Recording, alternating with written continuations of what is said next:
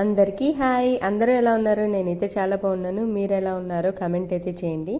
ఈ వ్లాగ్ ఏంటిదంటే నేను ఎర్లీ మార్నింగ్ నుంచి ఇంకా 8:30 వరకు నేనేమేమి పనులు చేస్తాను అవైతే వీడియో తీసానండి. ఇంకా ఎర్లీ మార్నింగ్ లేచాక నేను కొంచెం ఫ్రెష్ ఎయిర్ కోసం బాల్కనీలోకి వెళ్ళి అలా కాసేపు అయితే టైం స్పెండ్ చేస్తాను.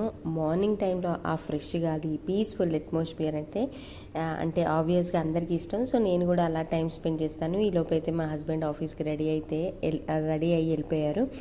నేను ఇంకా ఆయనకు సెండ్ ఆఫ్ ఇచ్చేసి నేను హాట్ వాటర్ తాగేసి ఇంకా ఇంటి ముందు అయితే ముగ్గు వేసేసాను. ఇంటి ముందు ముగ్గు వేయడం అంటే చిన్నప్పటి నుంచి ఒక హ్యాబిట్ లాగా అయిపోయింది. రోజు ఎంత హరీబరీ ఉన్నా ముగ్గు వేసాకనే ఆ డే కంప్లీట్ అయిపోయిందని సాటిస్ఫాక్షన్ వస్తుంది నాకైతే. ఇంకా నెక్స్ట్ అయితే కిడ్స్ కోసం స్కూల్కి లంచ్ టిఫిన్ ప్రిపేర్ చేయాలి కదా. సో నేనైతే అంటే సింపుల్గా ఇడ్లీ టిఫిన్ వేశాను.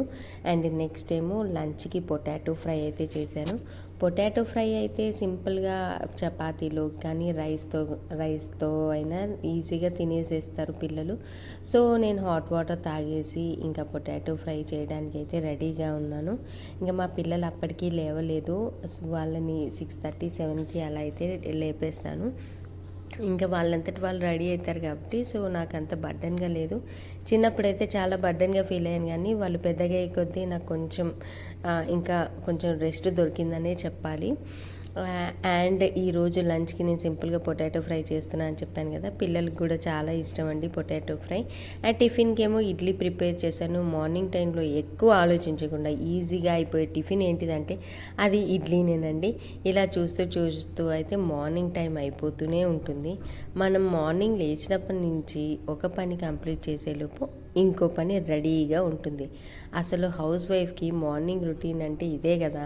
బాల్కనీలో ఫ్రెష్ ఎయిర్ కోసం 2 నిమిషాలు కూర్చోవడం, నెక్స్ట్ మినిట్ కిచెన్లో ఉంటాము. అండ్ ఫైనల్గా కిడ్స్కి అయితే లంచ్ టిఫిన్ అన్నీ రెడీ చేసేసి 8:30 కల్లా నా మార్నింగ్ రొటీన్లో ఇంపార్టెంట్ పనులన్నీ కంప్లీట్ చేసేసుకున్నాను. అండ్ ఇప్పుడు కొంచెం బ్రీత్ తీసుకొని నెక్స్ట్ పని ఏంటి అని ఆలోచించి చూసుకోవాలి. మళ్ళీ మరో వీడియోలో కలుద్దాం. బాయ్.